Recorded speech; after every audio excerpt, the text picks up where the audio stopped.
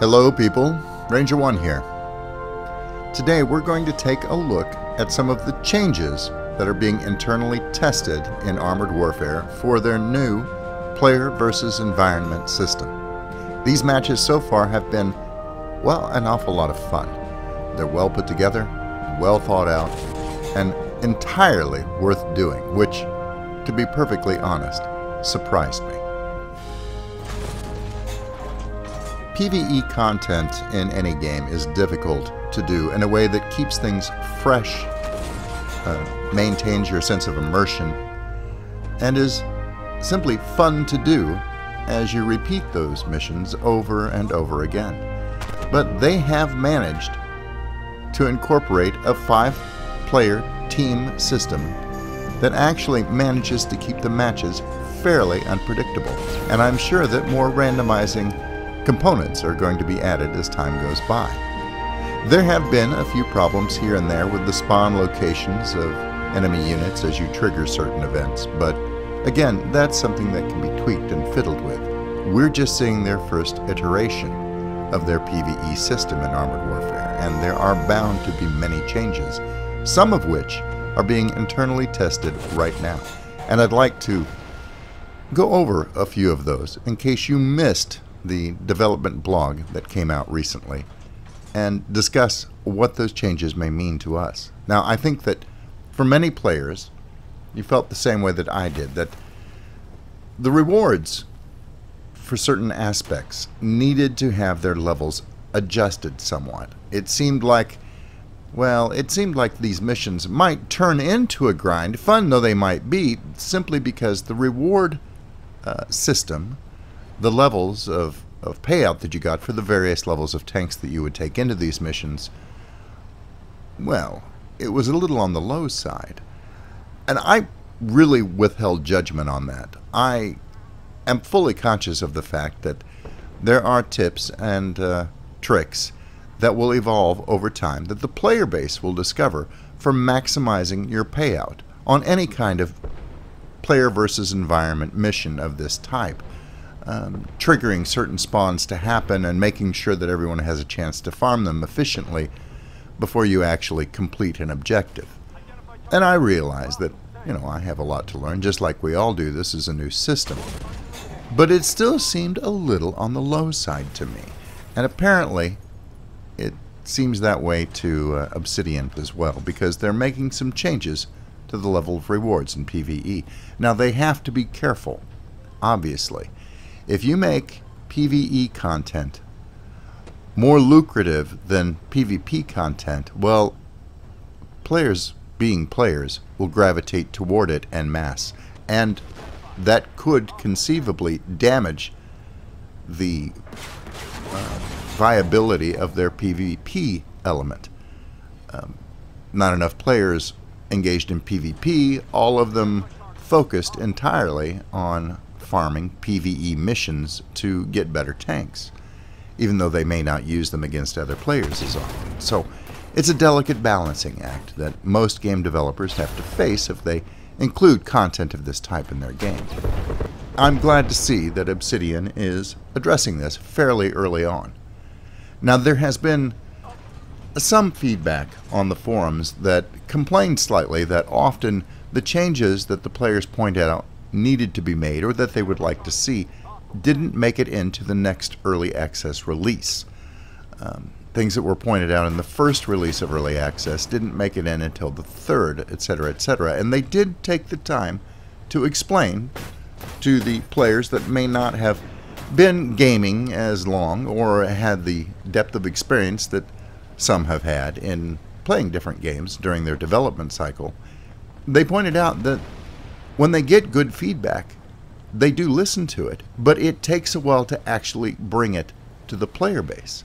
First, they have to make the changes after they've discussed it and decided that, well, the player base was right, we need to adjust this, or their own internal testing has shown that they need to make those changes. And once they confirm that a change needs to be made, then it takes a while to actually develop and code those changes in an intelligent fashion, often not exactly in the way the player base would have expected. Being the developers, they know how their game works and what's coming next. and how it all needs to fit together. So sometimes they'll rectify the problem in a way the player base didn't expect. And personally, I think that's great. But it has to be internally tested at that point. The developer who has coded those changes and is spearheading that effort really needs to get in there and get his hands on it for a while and put it through its paces. Well, after all, he developed the change. He knows what he had in mind. So he needs to be the one to see if it appears to be succeeding at what his goal was to change. This step is immediately followed by internal testing by the Obsidian staff. They do daily internal play tests, and as a part of that, and directly after it, the crucial step of having their quality assurance department gets involved and does their own verification to make sure that no bugs have surfaced that would affect that part of gameplay or any other. Once they are satisfied internally that this is a go, then it goes to a public test server. And well, right now, the only public test server that they have is online in Russia, where they have enough players involved to where an intern or a public test server will not interfere with the number of players online testing the early access release. They don't want to cut off their nose to spite their face, so to speak, by making a public test server have a larger population than the actual early access release that is supposed to be absorbing the bulk of their testing. That stage will come later for the changes that are made. It's going to have to stay in that on that public test server for a while. I mean, obviously, they're going to hammer on it in ways that the development team simply can't. And once it passes that test, and all the bugs have been ironed out of it that they can find, then they're going to release it to an early access release. And that process generally means that it's going to be a release or two before you see those changes that have been in progress since you first stated them and voiced your concerns about them. That's when you'll finally see those changes enter the release of the game that you get to play. It makes perfect sense, but a lot of people, well, they just don't think about everything that goes into even a relatively minor change. One bad change made in the wrong way can really do serious harm for a game. It can ruin its reputation among the playtesters. It can ruin the developer's reputation with the public as a whole. It's not something that they can do lightly. Yes, changes can be reverted back, but too many of those missteps, and that's what people start to remember rather than all the good things that your development team has come out with. Now, while a number of global and specific changes have recently come out, and more are definitely in the pipe to head our way, I just wanted to focus briefly on the balancing changes that are currently being internally tested for the next early access release. The PVE reward changes are, I think, the main thing that need to be addressed for this sweeping new system that they've put in place to make these missions work properly and achieve that delicate balance between being lucrative enough and fun enough to keep your interest and yet not overshadow the PvP aspect of the game. It would seem that the general consensus between the development team, the player base, and most importantly, myself, is in sync. The PVE rewards have been a bit too low, especially the rewards for completing objectives. So the first change coming our way is to remove ammunition restocking and repair costs from PvE, which will help make that mode more viable, particularly at higher tiers. There will be significant increases to reputation and credit rewards earned for mission and objective completion to make those the most valuable things for players to focus on. They're also going to increase the base value of all other rewards, especially in terms of credits. And I think I see where they're going with this. The one thing that I have struggled with a little bit doing strictly PvP is I'll unlock a vehicle long before I actually have the money earned to purchase it. And while that's okay to a degree, it gets to be a little bit more extreme as time goes by. So PVE, credit farming, is going to be your quickest and most reliable method of earning the money that you need to purchase your new tanks. And I think that works out pretty well. Leaving PvP as your main source of reputation actually makes a lot of sense and ensures that if you wish to progress, you will also do a lot of PvP and therefore keep the game healthy and the player base actively involved with each other. I don't think that anyone wants to see a situation where the PvP portion of the game is neglected and so underpopulated that it's difficult to find a match.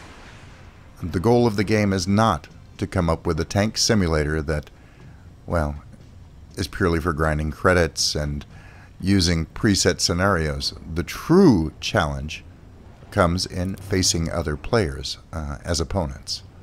And I think we all get that. Now, one thing that they did have to watch in increasing those rewards is, well, that sort of change tends to have a more dramatic effect the higher you get in the tier of vehicle that you're running. So they have toned down the multiplier increase that a higher tiered vehicle would get. You will still get more rewards for playing the higher tier vehicles, yes, but not as big an increase as there would be had they left it completely alone. They have to keep it under control. And at the same time, they need to include incentives to play your lower tiered vehicles on a regular basis. It's really not much fun if everyone is in top tier tanks. That really limits the options for new players to the game. You want to keep it so that every tier of vehicle has its fun vehicles to run, and there's incentive to go back and play those low tier vehicles for a while because there are certain advantages to do so, and it keeps the game as a whole on every level and at every tier engaging, fun, and full of players. Do keep in mind that those changes I just mentioned to how much you earn in the higher tier vehicles strictly applies to PvE missions. In PvP, your costs go up dramatically running the higher tier vehicles in repair and ammunition costs, and you need that larger increase there to pay for those things. So don't worry, you're not getting nerfed when it comes to PvP. And so you say, well, Ranger, that's all well and good, and we understand why these changes are coming in and their general nature, but could you get to the damn point? What are the actual numbers we're talking? All right, let's go over it. It's really pretty simple. Let's start with what the increases are going to be to the reputation that you earn from these missions. When you complete the mission, your bonus for mission completion has been quadrupled. When you complete an objective, your reputation bonus has been quadrupled. All other reputation rewards have been increased by 100% in PvE missions. Well, that's pretty significant. Now, how about credits? All right. When you complete a mission, your credit bonus has increased from 300 to 1,600. That's a big jump in credits. When you complete an objective, your credit bonus has been quadrupled. And all other credit bonuses throughout the PvE mission are doubled. And as I mentioned before, just to act as a balancing factor, the higher the tier, the smaller the percentage increase in credits becomes. So you don't gain quite as much money, proportionally speaking, in those higher tier tanks as you would if they just left it alone. Again, you still earn more credits, yes, just not quite as big a jump for the higher tiers. Taken as a whole, I think this series of changes is going to make PvE much more attractive and rewarding for the player base as a whole. Now, bear in mind, this is still early access we're talking about. They could have gone too far in that direction, and they may have to tone it back a little bit. or they may decide to take it further. You just can't tell for right now. That's what the playtesting is all about. We'll see how it works out. I'm sure there was an initial flood of people playing almost exclusively PVE missions when they first came out because they were new and everyone wanted to try them. So it's going to take a while for this to even out and for them to get an accurate representation of what the activity level is between PVE and PvP. It's to be expected, so expect more changes. Now, in the next release, there's also going to be a lot of other balancing changes that I'm not going to go into. Many of them are specific to ammunition types or specific tanks. And I view that as a good sign that specific tanks are now being tweaked and adjusted. That tells me that most of their global changes are in a pretty good place. So that should be entertaining as well. They appear to be pretty happy with the way artillery is working. I think they're going to make a few modifications to the mobility of main battle tanks, make them a little bit less sluggish. And I think that AFVs are going to get some sort of adjustment made as well, because especially in higher tier matches, they seem to be struggling just a little bit. And maybe autocannons will receive a few further tweaks as well, or at least their ammunition types, but we'll have to see. That's always a tricky one. AFVs have such a long view range that the fact that with high explosive ammunition they can pepper a target and go unnoticed, well, that can be a little frustrating. But then again, when the battle gets into close quarters, often AFVs find themselves, in higher tier matches in particular, feeling pretty victimized. So, we'll see. The trick is, of course, at whatever tier you happen to be playing, to make it so that an AFE driver that is highly skilled is a force to be reckoned with. He can make a significant impact on the course of the match. But we don't want him to be overpowered, to be able to exploit that long view range and remain completely safe throughout the entire match. And yet you still have to make it so that an average player doesn't feel completely useless. Well, not as easy as it sounds. Well, that covers the basic changes coming our way in the next early release cycle as far as PVE missions are concerned. And that's all I have for you for the moment. Thanks for taking the time to watch, and until I see you again, good hunting.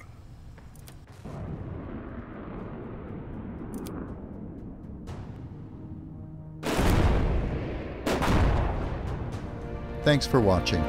I hope you were entertained. If you liked the video, please remember to subscribe. And if you're already a subscriber, thank you. And I'll see you next time.